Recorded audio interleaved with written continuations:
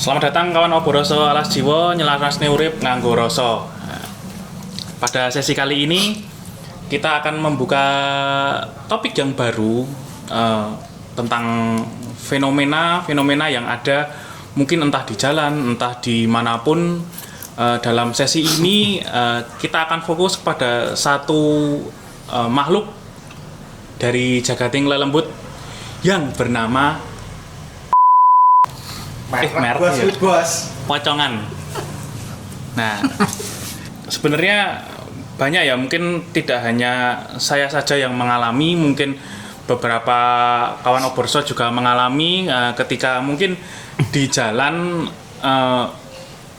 mendapatkan pengalaman yang kurang mengenakan, mungkin melihat sesuatu atau di sini bisa dikatakan melihat makhluk halus di jalan. Contohnya saja saya di video sebelumnya kan pernah bercerita ketika saya itu diperlihatkan oleh sosok pocongan di pinggir jalan. Nah, mungkin juga Mas Eko juga pernah bercerita ketika Mas Eko mau pulang ke rumah, di dekat rumahnya ada pocongan yang bersender di bawah tiang lampu juga. Nah, itu tuh pertanyaannya, kenapa sih Mas kalau di jalan atau kebanyakan lah oknum makhluk halus itu tuh kebanyakan pocongan yang suka usil di jalan itu tuh? Iya.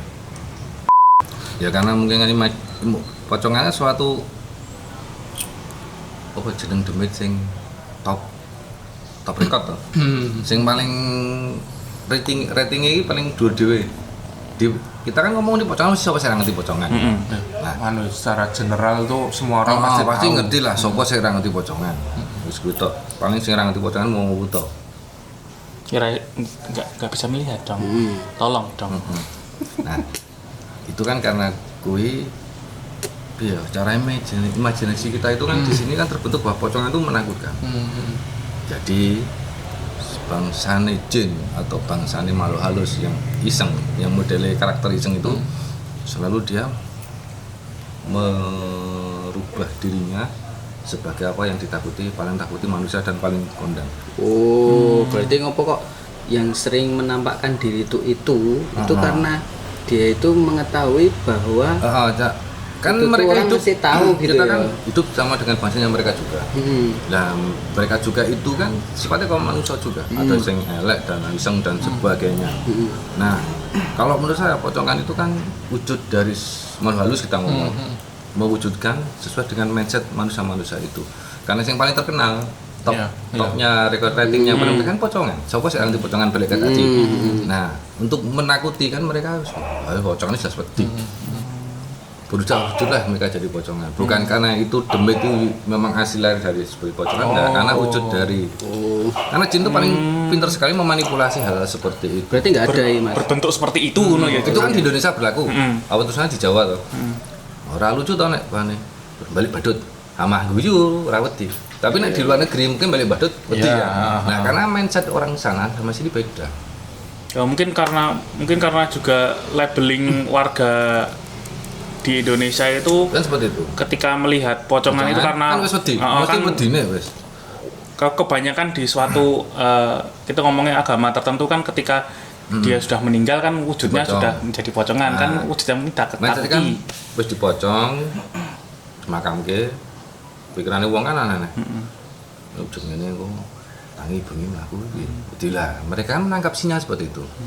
Kalau dadi ngono tidak wedi. Jadi enggak terlahir sebagai pocong. Bukan. Hantu terlahir sebagai pocong ini enggak ada. Nek menurut saya enggak loh, tapi ada yang berpendapat lain monggo kesel. Tapi menurut saya enggak, karena itu manifest ya. Manifestasi dari imajinasi kita ditangkap oleh bangsanya beliau-beliau untuk iseng ataupun niat tertentu ataupun mungkin niat yang buruk, nggak ngerti, tergantung niat mereka sendiri berwujud seperti itu. Ya. Coba nek manungsa iki ra wedi. Apa kebaliknya dulu, musuh iki wedine harus ada jepit. Nah, mereka wedi nang rapat, "Waduh, ada jepit melayu kabeh." Tak jadi sandal jepit. Kan ngono. Tapi kalau yang roh pocong sendiri itu nggak ada ya, memang asli. Ya Pocong, gitu. akhirnya mungkin dengan kebiasaan dia merubah wujud seperti pocong, akhirnya dia jadi pocong. Kebanyakan karena intensitas mereka untuk merubah wujud itu, akhirnya kan ya udah dia pocong terus. Oh, berarti nggak ada sing gampangannya Terus apa itu ya? jin pocong ngono ki. Nah, original saya Nek, Pocong. nek dulu kan pernah ada ya Mas urban legend di Jogja tahun 2000-an di suatu daerah di Jogja, di kota Jogja. Iya.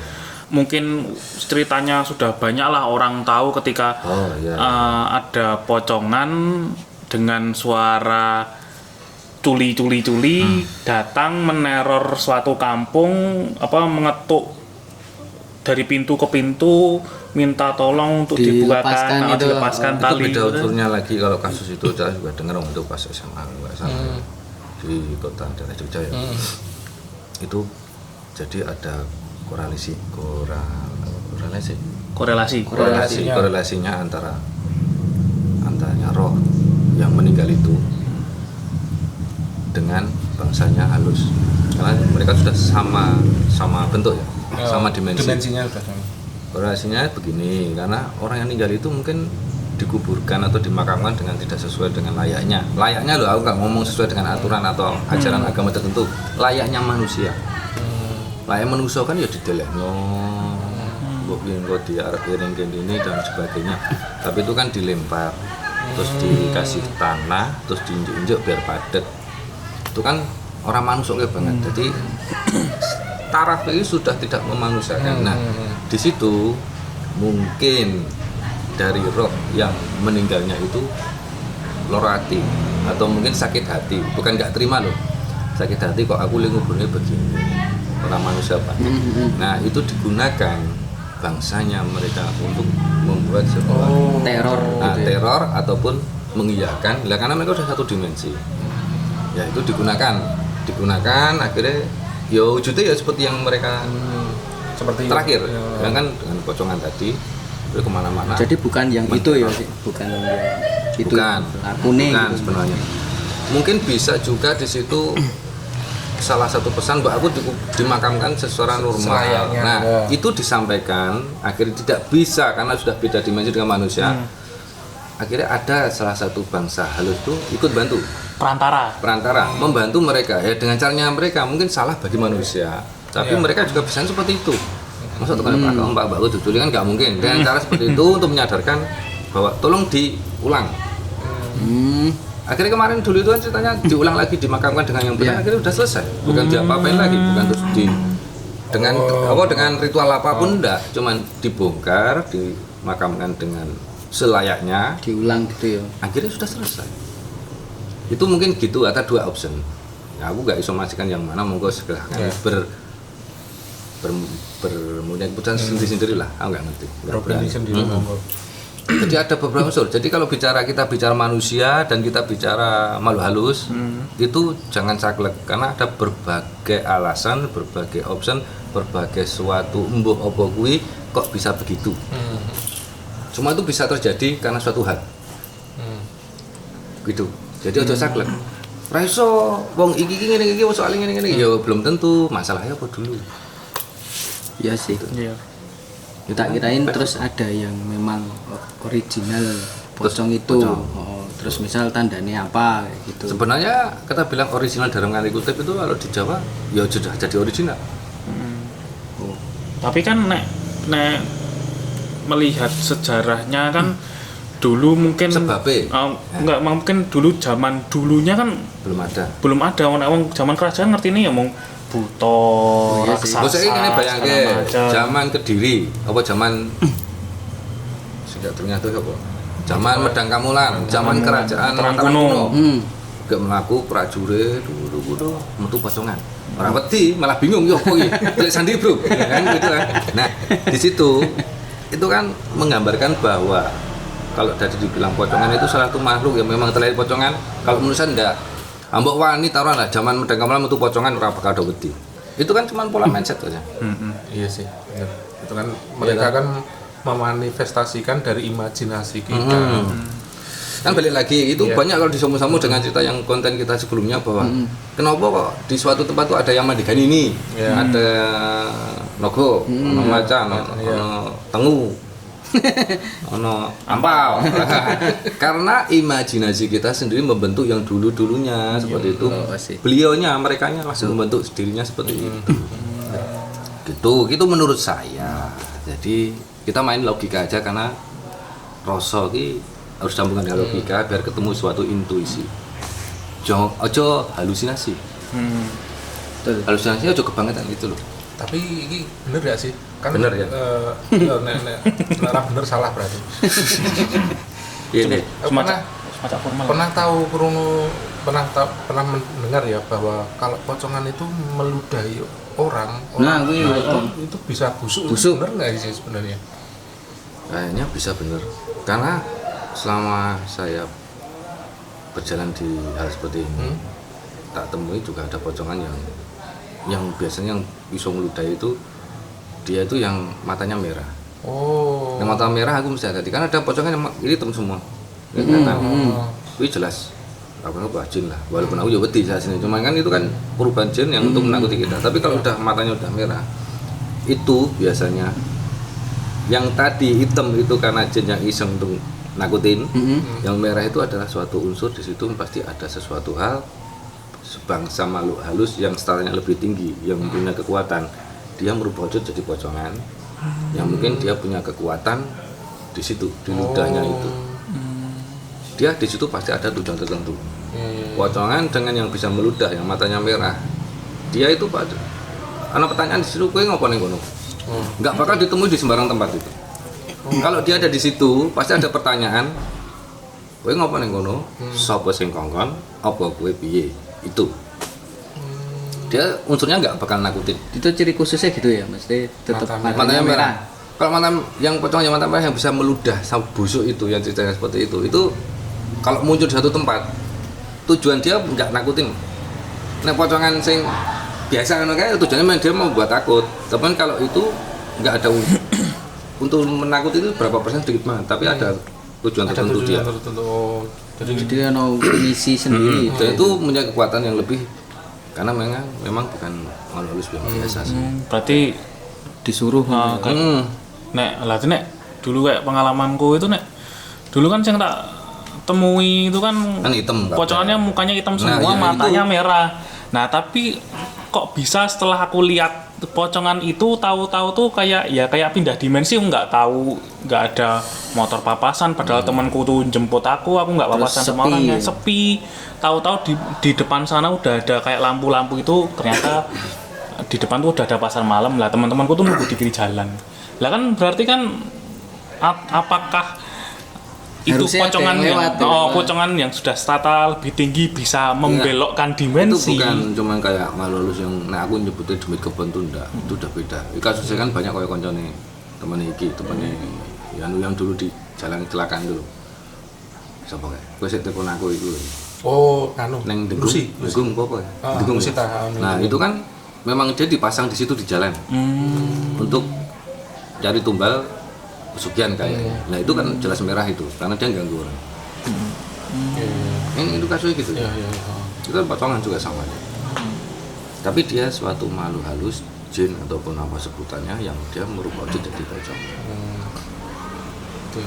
Tapi dengan misi tersendiri gitu ya. Ya jelas ada misi kan ditanam di jalan ya kayak untuk beli tumbal bahasanya itu. Berarti itu yang khusus ya, mesti sing Ya mata merah. beda sama yang hitam tok terus cuma kelihatan apa ya kunci retok. Terus gosong tok gitu ya. Kayak biangane kan mau niatnya medeni nah. Kayak Iya. pocongan selo. Kadang kan ada misalnya kalau kita tahu semacam kuntilanak itu kan ada tanda. Kebanyakan ketika ketika orang naik gunungan, kebanyakan di gunung itu menemukan ketika ada suara anak ayam mencari ibunya gitu kan, pik-pik-piknya itu kan biasanya kan pertanda Ini ciri khas. ciri khas ketika tahu-tahu ada kuntilanak. Biasanya kan kuntilanaknya merah apa itu mas kayak itu? Aku malah selama ini belum pernah menemui kuntilanak namanya merah. tanda itu kan ada dari aroma sama suara juga. Hanya kabeh semua seperti itu ciri khasnya. Tapi nek pocongannya Pocongan ada juga enggak seperti gitu. Pocongan suara ini belum pernah nemu suara ya. Mereka tuh selalu dengan identik dengan aroma. Nanti pocongannya Aroma ya? bisu. Ah, Jadi tetap aroma. Pocongannya Mungkin. bisu. mungkin. Kata belum pernah ada cerita ketika pocongan Suara. menampakkan diri ono suaranya kan tidak ada. Wis sirine. Kalau Tapi nek pocongan- aroma sing biasanya dikeluarkan tuh apa tuh, Mas? Nah, pocongan kan biasanya ke anyir loh. Anyir itu bahasa Indonesia apa? Bau darah gitu. Ya anyar. Bau darah. Heeh. Nah, anyir. Wis enak lho. Kaya gede bosok kan. Bau darah.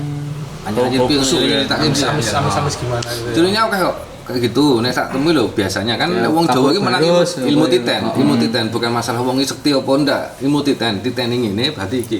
Kayak mambu balsem. Itu kan beda lagi. Nanti mambu Ada Mas, anyir. Ada. bau balsam. Balsemnya lho, balsem rumah sakit lho. Oh, Ya mau jenenge balsem to rek. nggo mayat iki lho, Mas. Siapa? Mayat. Formalin. Ah, formalin. Nah, kan mamanya. Nah, kuwi mau bau gitu ada. Setan tahu, Anjing. setan bakmi, formalin. Dari suara kayak kunti sendiri itu kan baunya pasti gimana ya, langu-langu kayak pandan dan sebagainya kayak gitu. Pandan Pandan dikerus. kayak pandan atau rajang, Hmm. tapi nggak kayak gitu, jadi kayak iso ono Aroma luwe wangi tajem gitu ya. luwe tajem gitu loh, tapi kayak pandan. Pokoknya baunya jelas. Gampangannya pandan karena manusia taunya itu bau pandan Iya, terus pandan, gitu iya. ya.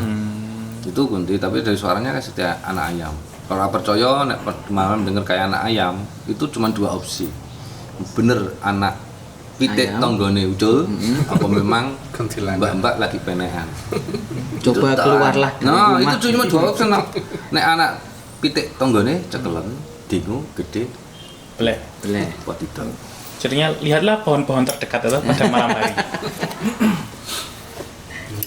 Seperti itu. Banyak sih aroma. Kalau di rumah sakit itu kan balsam biasanya. Nek Tapi balsam sing iki langsung bal. Ini lucunya ngene. Di rumah sakit dulu aku pas anakku bojoku ya. Kok bojoku habis operasi itu awal karo anakku. Kadang mlaku arep ning rumah sakit di kota ya.